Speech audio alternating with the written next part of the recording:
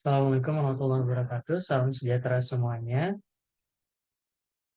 Pada video kali ini, eh, kami akan menjelaskan mengenai penelitian yang berkaitan dengan pengaruh moral Undang-Undang Harmonisasi Peraturan Perpajakan dan kondisi keuangan terhadap kepatuhan wajib pajak UMKM.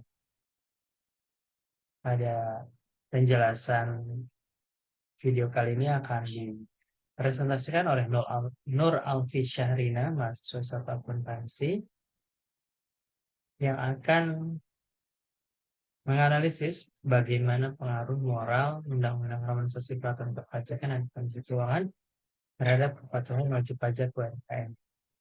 Ini merupakan penelitian kuantitatif dengan teknik pengumpulan data yang menggunakan data primer, yakni peneliti menyebarkan kuesioner yang berisikan pertanyaan-pertanyaan yang disebarkan kepada UMKM di wilayah Jakarta Selatan.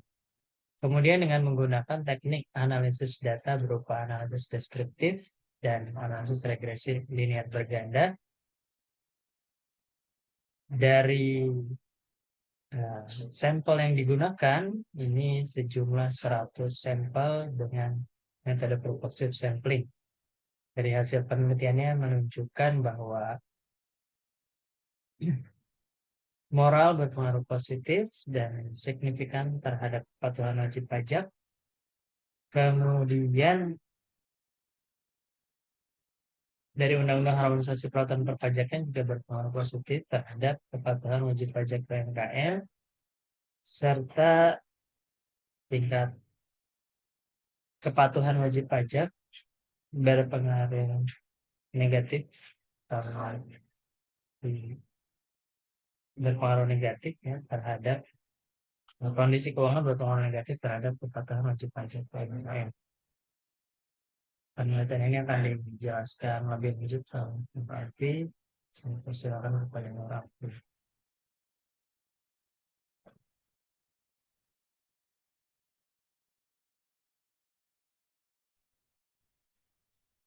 Assalamualaikum warahmatullahi wabarakatuh. Perkenalkan, nama saya Nur Alfi Syarina. Saya merupakan mahasiswa S1 Akuntansi tahun 2020.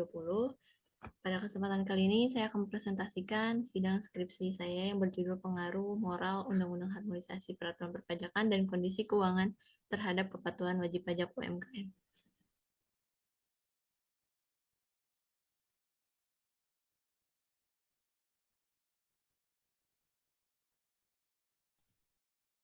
Pada kesempatan kali ini, saya akan menjelaskan terkait pendahuluan, kajian pustaka, lalu metode penelitian, hasil analisis, pembahasan, dan penutup. Seperti yang kita tahu, pajak merupakan sumber utama dari penerimaan negara untuk membiayai pengeluaran negara dan memiliki peran penting bagi kehidupan bernegara. Maka dari itu, pajak secara terus-menerus dipungut dari masyarakat. Nah, lalu dalam APBN tahun 2019 hingga 2024, pajak memberikan kontribusi yang sangat signifikan sekitar 70-80% dari total penerimaan negara. Nah, salah satu sumber penerimaan pajak itu berasal dari sektor usaha mikro, kecil, dan menengah, atau kita sebut UMKM, di mana UMKM ini sangat berpengaruh bagi bidang perekonomian yang memiliki kontribusi pada PDB sekitar 64 juta. Lalu UMKM sendiri ini merupakan usaha produktif yang memiliki batasan kriteria tertentu, kekayaan bersih, dan penjualan tahunan. Lalu UMKM ini meskipun tergolong dalam usaha yang memiliki omset kecil dan aset yang relatif kecil, pelaku UMKM ini memiliki kewajiban untuk membayarkan pajak. Nah, di mana setiap warga negara yang memiliki penghasilan dan memenuhi syarat wajib dikenakan pajak penghasilan dan wajib melakukan pembayaran.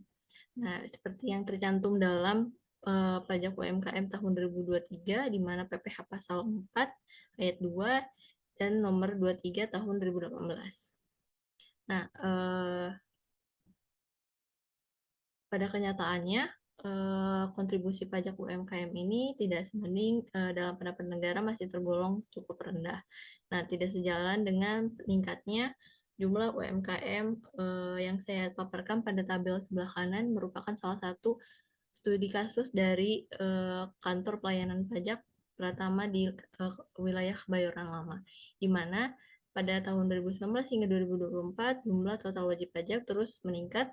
Namun jika dibandingkan dengan jumlah wajib pajak yang membayar, tidak sebanding, bisa kita lihat persentasenya tidak sampai 50% dari total wajib pajak. Nah, kontribusi ini, nah pesatnya perkembangan jumlah wajib pajak ini juga tidak sebanding dengan wajib pajak yang membayar di KPP Kebayoran Lama. Lalu kontribusi hal ini juga terjadi pada jumlah kontribusi sektor UMKM yang menurun dari tahun 2020 ke 2021 tidak sebanding dengan meningkatnya jumlah wajib pajak pada KPP Kebayoran Lama, di mana pada tahun 2021 ini jumlah jumlahnya sekitar 3,8 miliar, di mana targetnya sekitar 3,9. Nah, meskipun kontribusi sektor UMKM dengan targetnya tidak terlampau jauh, namun jika dibandingkan dengan tahun sebelumnya pada tahun 2020, itu terus menurun secara signifikan dan drastis. Selain itu, jumlah UMKM juga menurun dari tahun 2020 ke 2021. Tidak sebanding dengan meningkatnya jumlah wajib pajak yang terdapat di KPP Kebayoran Lama. Bisa kita lihat di tabel bahwa jumlah KPP dari 2020 hingga 2021 jumlahnya cukup signifikan meningkat sekitar 4%. Lalu,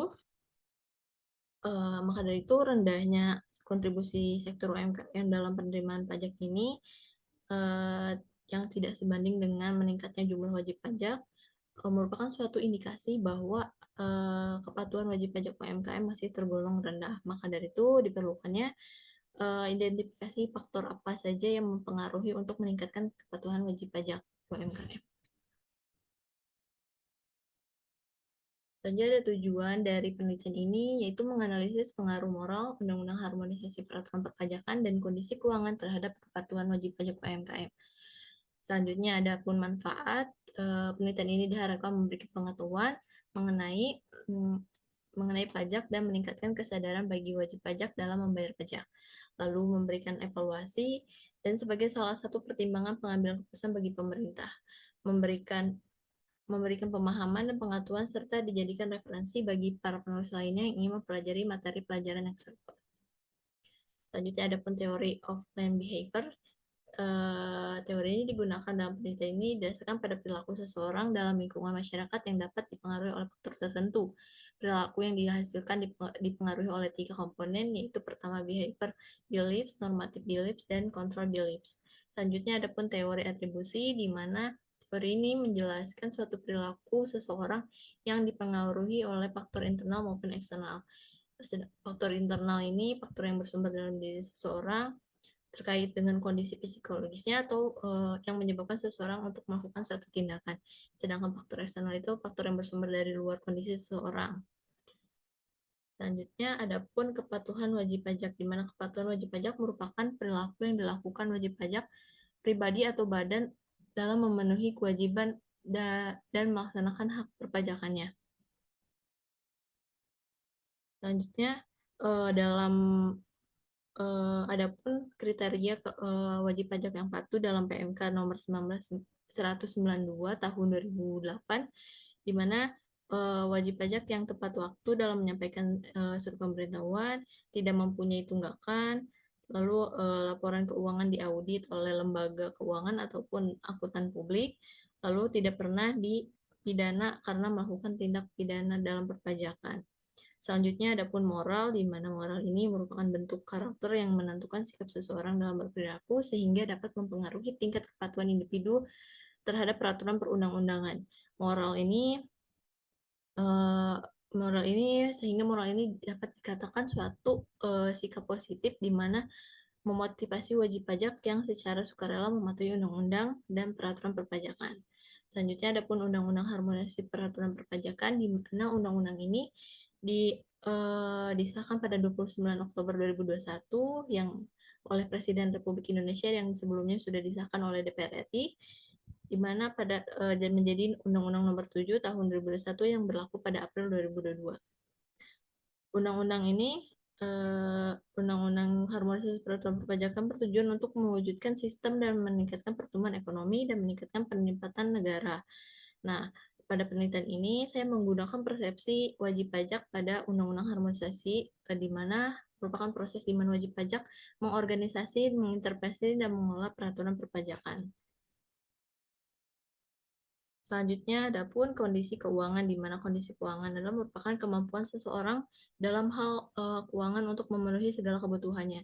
Di mana jika seseorang mengalami profitabilitas yang tinggi, mereka akan mampu membayar pajak, sedangkan yang memiliki profitabilitas rendah akan kesulitan dalam membayar pajak karena mungkin terdapat prioritas yang lebih penting untuk dilakukan pembayaran. Selanjutnya ada pun terkait penelitian yang telah dilakukan sebelumnya untuk meneliti topik terkait kepatuhan wajib pajak. Hasil penelitian ini yang relevan dengan topik penelitian akan dipaparkan sebagai referensi dan memperkaya informasi, di mana beberapa penelitian terdahulu menghasilkan temuan yang berbeda dan mengarahkan peneliti untuk melakukan lebih banyak studi tentang hal yang dapat mempengaruhi kepatuhan wajib pajak. Selanjutnya ada pun hipotesis. Pada penelitian ini, hipotesis pertama merupakan moral berpengaruh positif terhadap kepatuhan wajib pajak UMKM. Lalu ada hipotesis 2, Undang-Undang Harmonisasi Peraturan Perpajakan berpengaruh positif terhadap kepatuhan wajib pajak UMKM, dan kondisi keuangan berpengaruh positif terhadap kepatuhan wajib pajak UMKM. Dan lalu di sebelah kanan ini ada kerangka berpikir dari penelitian ini. Selanjutnya, ada pun desain penelitian. Pada penelitian ini menggunakan pendekatan kuantitatif, di mana menggunakan data primer berupa kuesioner yang dibagikan kepada para responden di wilayah Jakarta Selatan dengan alat bantu dari software IBM SPSS Statistik 25 dengan teknik analisis regresi linear ganda. Lalu adapun populasi dalam penelitian ini merupakan seluruh wajib pajak yang berlokasi di wilayah Jakarta Selatan, dan untuk pengambilan sampel ini menggunakan populasi sampling, di mana menggunakan Rosque, di mana sekitar 30-500 jumlah sampel penelitian merupakan jumlah yang ideal untuk sebagian besar penelitian. Maka dari itu, penelitian ini mengambil sampel berjumlah 100 sampel dengan penentuan kriteria sebagai berikut. Pertama, pelaku UMKM yang berada di wilayah Jakarta Selatan yang masih beroperasi dan telah beroperasi minimal 3 tahun. Lalu ada pelaku UMKM yang memiliki nomor pokok wajib pajak atau NPWP dan melakukan kewajiban membayar pajak di wilayah Jakarta Selatan.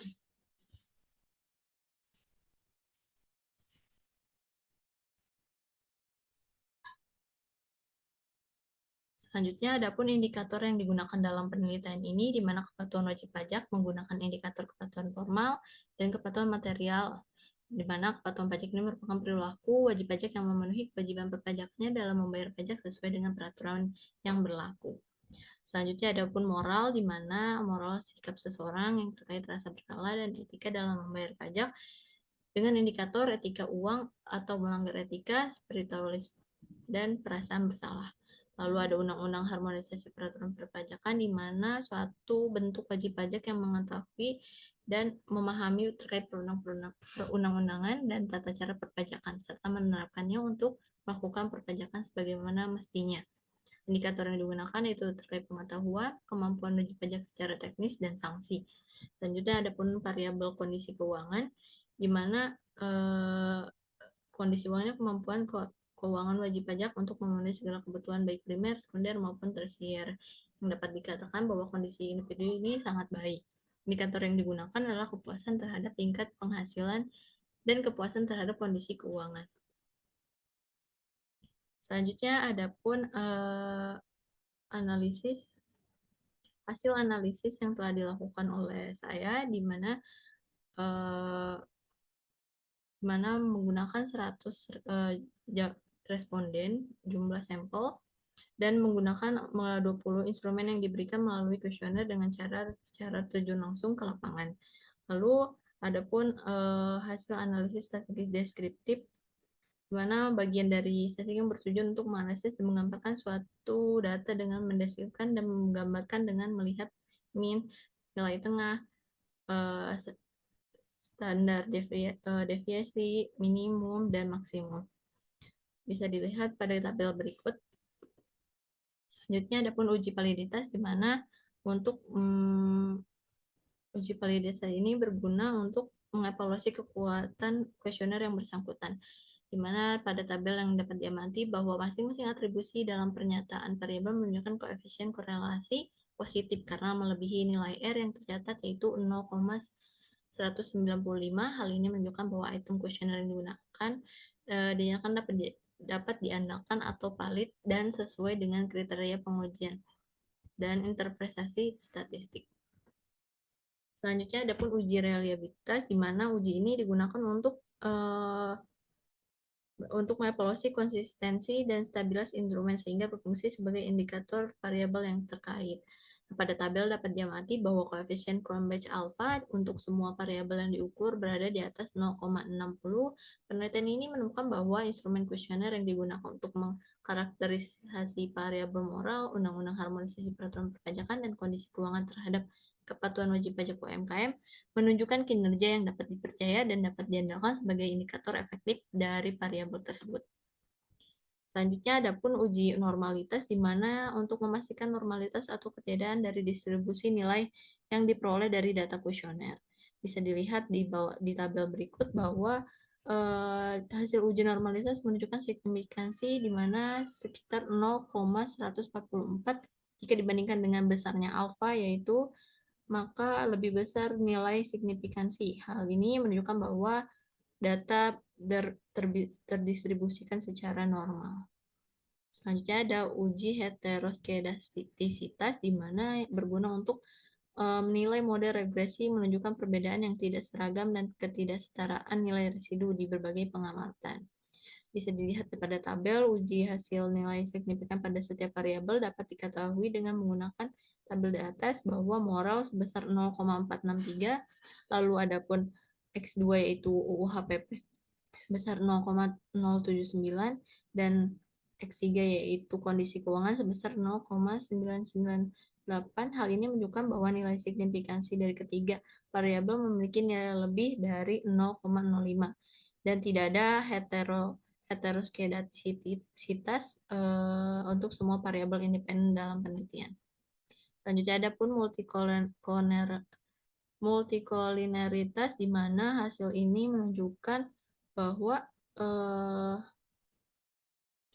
seluruh variabel memiliki lebih dari 0, nilai toleransi pada seluruh variabel memiliki nilai yang lebih dari 0,1 dan seluruh variabel memiliki nilai VIF kurang dari 10. Maka dari itu bisa dipastikan bahwa tidak adanya korelasi di antara variabel independen, bahwa regresi berjalan dengan baik. Lalu ada uji linearitas, di mana pada tabel itu dapat diketahui bahwa deviation from linearity dari seluruh variabel menunjukkan bahwa lebih dari 0,05. Hal ini menunjukkan bahwa ketiga variabel adanya hubungan linear secara signifikan antara variabel independen dengan variabel dependen. Selanjutnya ada pun uji autokorelasi, di mana hasil pengujian ini dengan menggunakan metode Durbin two-step method untuk mendeteksi autokorelasi menghasilkan nilai 1,872, maka dapat dihitung yaitu dengan nilai DU-nya itu 1,7582, dengan hasil bahwa keputusan dari uji autokorelasi tidak ada autokorelasi positif ataupun negatif. Selanjutnya ada pun uji koefisien determinasi, di mana berdasarkan hasil tabel ini diketahui bahwa nilai adjust R square sebesar 0,047 atau sebesar 4,7%, yang artinya proporsi kemampuan variabel independen yang terdiri dari moral, undang-undang harmonisasi, peraturan perpajakan, maupun kondisi keuangan dalam menjelaskan variabel dependen sebesar 4,7%. Maka sekitar 95,3% dijelaskan oleh variabel lain di luar penelitian ini. Terakhir ada pun uji koefisien regresi parsial atau uji T, di mana hasilnya menunjukkan variabel moral atau variabel 1 memiliki nilai sebesar lebih dari T-tabel dan nilai signifikansinya kurang dari 0 dan lebih dari 0,05 sehingga hipotesis tadi menyatakan moral berpengaruh terhadap kepatuhan wajib pajak yang diterima.